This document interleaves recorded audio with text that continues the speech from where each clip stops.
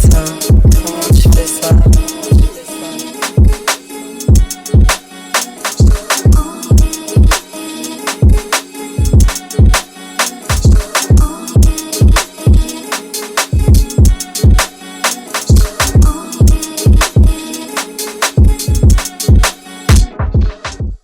Welcome to the first episode of Movement in Mind.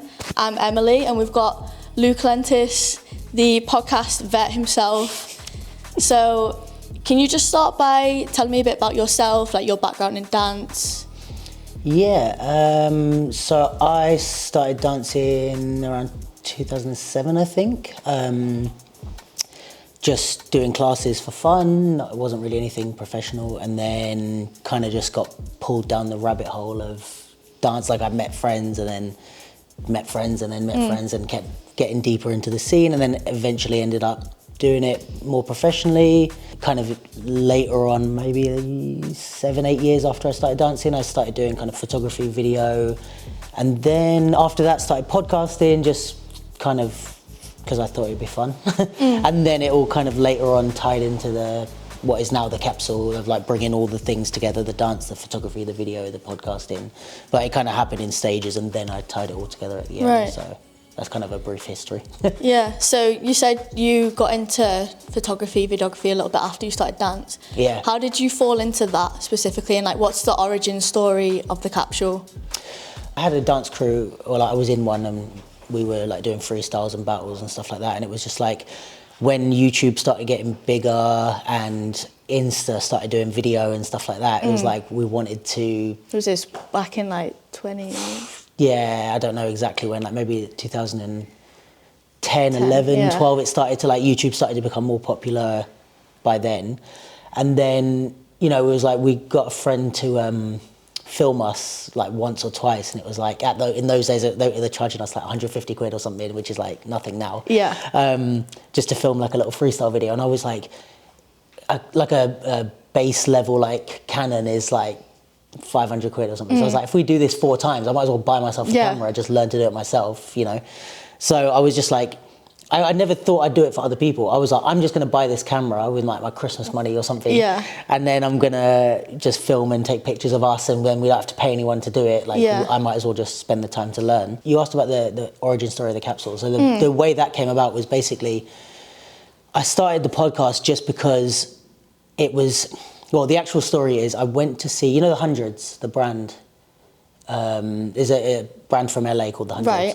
And the guy who runs it, called Bobby Hundreds, he did a talk in London and I went to see it. And he was saying, he had just written a book, and he was saying that he believes that like everyone should write or some type of like memoir of their life. Like whether it's a book, whether it's a diary, whether it's a podcast, is like do something that like leaves behind a record of your existence, kind of thing. So I was like, it really kind of hit me deep, and I was like, that's like what I have so many opinions, thoughts, like conversations with my friends. Like I want to start a podcast just for me. Like it sounds kind of morbid, but like if anything happened to me, there's like a record of like all these things of my thoughts and opinions that like my friends and family could listen to and be like, oh, that's kind of who he was in this time period. So then I just started the podcast like that. I never thought it would be anything more than just for me to record my stuff with friends. And then the Capsule came about because a lot of people were hearing the podcast and saying, oh, you should do a little section at the beginning where you talk about generally like news of what's happening, like even if it's 5-10 minutes at the beginning. So I was like, oh, cool, like maybe I'll do like a little 10-minute podcast once a week. Yeah, famous last words. Like 10-minute podcast once a week that like talks about the news and stuff. And I'll put that out as its own 10-minute segment, and then I'll do the interviews. Right, And the 10-minute segment just grew to like me just talking for like 2 hours. Like, I'd have a friend on and I'd be like, oh, we've just done 2 hours. Yeah. And I was like, all right, well, screw the interviews. Let's just like leave, this is the main thing now. Yeah. And then that was always called the Capsule because the way... just that segment? Was called, well, because my partner is a producer, and when we were talking about, we tried to apply for some funds, which didn't get any of them, but shout out to those people. No, but like we applied for some things, and with the applications, like we had to describe what it was. So the way she was writing it in the applications was like, it's like a news capsule thing. And then when it came to like, oh, what do you want the name to be? And I was like, I think we've got it. I think it's just the capsule. Like, so that's where the name came from, was that? It was just her describing it as a news capsule, like podcast. And I was like, yeah, that's catchy. I like the capsule name. So yeah, that 10-minute once a week thing became 2 hours once a week. And then I just started the Insta to support the podcast. And then the Insta became like more engaged, like people were engaged more with the Insta than they were with that. And then when I sort of said, okay, I've got the Insta as a slightly different platform to the podcast, now I was like, oh, maybe I can make an organization and we can do different things. And it kind of built step by step. Wow. And how do you think because obviously you're a dancer first. Yeah. Your movement-informed knowledge helped or influenced the way that you produce for the capsule? Like when you're capturing through the lens of a dancer, how do you feel like that's different? That's a good question. I think, so with the filming and photography, I always thought, like it's always different when you have a dancer filming a dancer, especially someone that knows, because I've worked with, like as a dancer, I've worked with videographers, filmmakers or photographers who aren't. And some of the stuff, and it's to be expected, but it's like some of the stuff that they think is exciting is that like you'll do a freestyle video and there'll just be random close-ups of your feet. And it's like, I get it, like you've seen Honey and that's like, you know, like that's kind of the cliche, like, oh, they've got fast moving feet. And it's like, when you're a dancer, you understand that like what it is you're trying to do. So for example, we might do, especially in like popping or like freestyle dance, we might do an illusion with our feet, like glides, right? And if you are not a dancer, you might look at glides and go, it's all about the feet, like just focus on the feet. But as a dancer, you understand that like to sell the illusion of glides, you need to be doing something on the top half. So it's like a magician, like when you're looking at this hand, I do something with this hand. That's the same with glides. It's like, if you only focus on the feet, it kind of undoes itself after a while, but you need the whole body moving in order to really sell, so that they're not completely focused and you're like, wait, are they gliding on air, you know? Yeah. So I think things like that, it's like you can understand that as a dancer and you can go, right, they're doing glides and of course the focus is the feet, but you need to see the other things to sell that illusion. So maybe we're gonna like shoot low upwards or something. So the focus is still on the feet, but you still have the rest of the body in frame and this will sell the whole picture. So I think with stuff like that, it's like there are little nuances that like you can help the dancer to achieve what they're trying to achieve with their body, if that makes sense. Because sometimes it's like they have a different thing in mind than what you're trying to sell as a dancer, if that makes sense. Yeah, that does make sense. Because it's like, obviously, with your knowledge of the movement, you're going to be able to capture and communicate the movement in the way that it's trying to be understood. It's like you choreographing like 18 people in a piece, and then on one bit where you've got a cannon going on, I'm just focused on someone's face. And it's like, you don't understand, like I was trying to sell the cannon across the stage, you need a wider the stage for that moment, and then there's another moment where it's a solo, okay, there you can focus on their face, but if you're not a dancer, you don't get what's happening, I think. And I think with the podcast as well, that was one of my biggest things for starting the podcast, was like, I think I have a different opinion on a lot of stuff because I'm a dancer. Like, to be honest with you, a lot of the reason why I started it was I was just sick of dance interviews. Like, I just thought they were all just terrible, and it was like the most non-insightful questions. It was just like, oh, so what's your favorite song? Or, you know, it's like, no one wants to hear this from a dancer. Like, and I was like, as a dancer, I know there's way more going on behind the scenes and like stuff that we can discuss or debate. There's so many, and you know, I would go to like, after an event, we go to eat or something, and then there's like fiery debates over dinner, and I'm like, someone should be recording this. Like, this is some real like insightful stuff. And then you go to an interview and it's like, oh, you're a great dancer. What's your favorite color? And it's like, like, why are we even here, you know? What's up, everyone? Welcome to the Capsule. We are back again with some more special guests in the house. So what are kind of like the behind the scenes steps that you take to create the capsule? I know that you do it in your house, which a lot of people don't know. I forget that people don't know that, because I get people that like come to the house for the pod and they're like, oh yeah, it's in your house, what the hell? So obviously the Insta, we have a lot of like regular segments or things that we constantly post, and that sort of thing I have to kind of do in my spare time, like on the way to work, or like, you know, because I do other jobs as well. I'm lecturing at a university at the moment, and like still do photography and video jobs and stuff. So all of this is around that until that becomes completely full-time. But is it all just a one-man show? Is it all just you, or do you have like a bit of a team? yes and no. So Right. officially, yes, like I'm the only one that's kind of like doing like taking the responsibility. Yeah. But to say that I don't have any help would be an outlandish lie. Yeah. Like I said, like my partner's a producer. She's fantastic at her job, and she's like helps me. So like any application I've done, any like thing, it's like I always bounce ideas off her, and she helps me with that.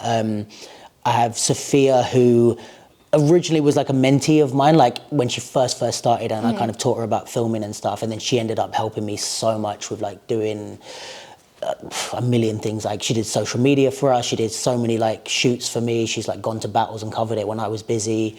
And then there's just a bunch of people who are like not official, you know, anything in the Capsule, but like like some of my closest friends are like people who are like, the Capsule wouldn't be what it is without me being able to bounce stuff off them. And to be honest, even just having their, like, for example, someone like, I don't know if you know Kieran Warner, but like he works on Light Fest, Kingdoms League. He does a lot with Light Feet. And it's like working with him, it's like he's come on the podcast and given me like exclusive update, like all these things that like if my friends hadn't like gifted me their info or their time, it wouldn't be a thing. So yeah, there's a lot of it is me, but there's been a lot of help. The podcast itself is a bit of a process. So obviously I have to book the guests in whenever I have free time and they have free time, which is a massive issue in itself. And then, yeah, it's basically transforming my living room. It's like with that sofa that you see on the screen is literally like my sofa, and then all the stuff behind it. I set it up because I know that it's going to be for the podcast, but it still has to function as a living room. Still. And then, yeah, basically just have to, every time I know people are coming over, I have to tidy up the whole room, bring out the lights, kind of like, you know, this sort of setup. We've got 2 lights, we've got obviously the podcast mixer, bring out the mics, and then, yeah, grab some bottles of water or whatever, and then we do the pod. Usually it's with friends, so we do the pod for like 2 hours, and then as I take down, we're still chatting, and then we hang around and chat, and then when they leave, I have to put everything down, put it away, tidy up again, then edit the podcast, put that out. Do you do it straight away? As much as I can. Sometimes it's the next morning. If we finish like talking at like 1 a.m, I'm like, I'm not doing it tonight. But if we're done at like 8 and that person leaves, I'll probably go and edit straight away. So at least I can get it rendering and up on YouTube. So that would be like, I can leave that overnight uploading. And then the next day, once the full pod is like rendered and uploaded, then I'll go back in and cut the clips for it, for Insta. And then once I've got the clips, the pod's on YouTube, the thumbnail's done, the titles are done, then I'm kind of done, and I'm like, all right, I'll get the clip up on Insta whenever, like the day that it's going out. Yeah. But yeah, that's kind of it. So I do that once a week. How do you decide who's going to be on the pod? Like, is it like, if you know certain events coming up, you want to get certain people on it, or is it just kind of like who's free? A bit of both. Like if there's an event coming up, I'll try and be like, was there anyone at that? Like I'll try and look, even on Insta stories, it's like, who was there that I know that I can get on the podcast? Or there's certain people that it's like I want to do interviews with. So it's like, it's less of about anything time related. It's just like there's people that I just at any point I'll want to have them on the pod because I want to talk to them.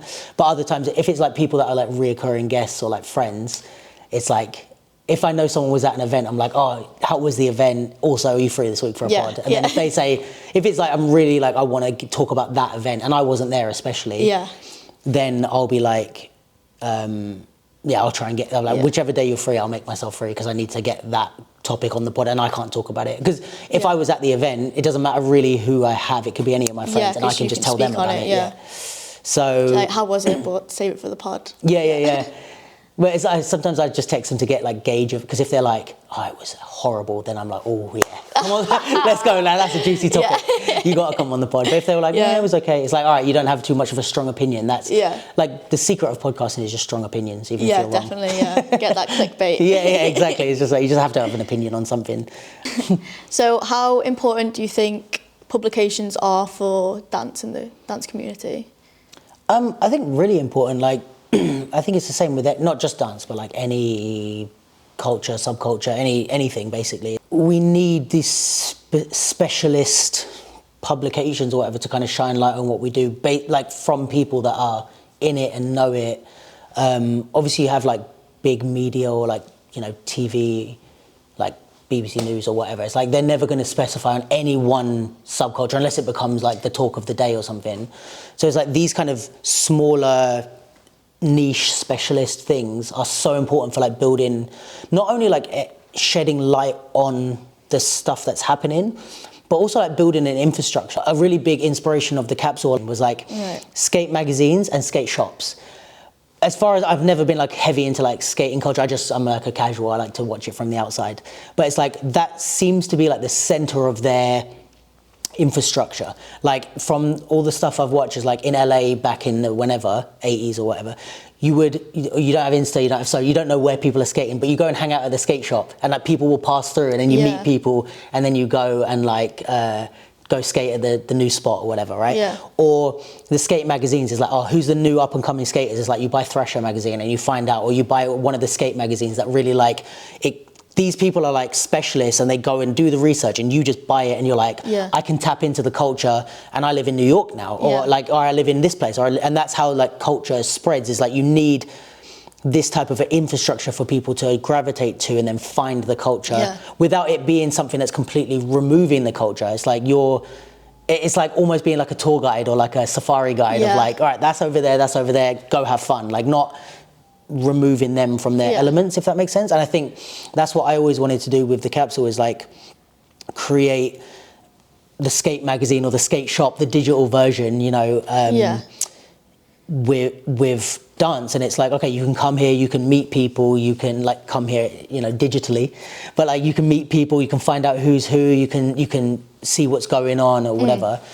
It's almost like kind of a search engine as well. Like I know, like if I'm looking for who's hot right now, like what's happening, I would go to the Capsule or like to Moves magazine and I would see, okay, like this person's done this like this week. It's kind of like using that. Definitely. And I think that's the like that's the heavy responsibility of it, is because places like Moves or the Capsule, it's like you are, I don't like the word gatekeepers, but you kind of become that, because you kind of, by putting them, like if somebody's in Moves, it's like, oh, there must be someone. Like there's people I've seen in your magazine who I don't even know, and I'm like, oh, maybe I should look into, if Moves featured them, I should check into them. And it's like we give people that platform and say, we kind of lend our credibility, or we give you that platform for people to check you out. So which is the responsibility. You have to kind of be very careful and take that as seriously as you can. But I think, that's also the beauty of it, and I think that's why, like places like Moves magazine and the Capsule. But like, I feel like with you guys, you're like if we're like the grimy skate shop, you guys are like the supreme shop, like you guys are like the upscale version, like you go in and everything and they offer you a glass of water when you come in. A Prosecco on the door. That's kind of like, Moves are like the more fancy version. What would you like to see for the Capsule, say in 5 years? Where would you want to see it? That is the question. I would love at some point to have my own space, like the multi-function, whether it's just a podcast studio or like podcast, photography, dance, like that would be the dream. If I won the lottery, it's like, that's what I would buy.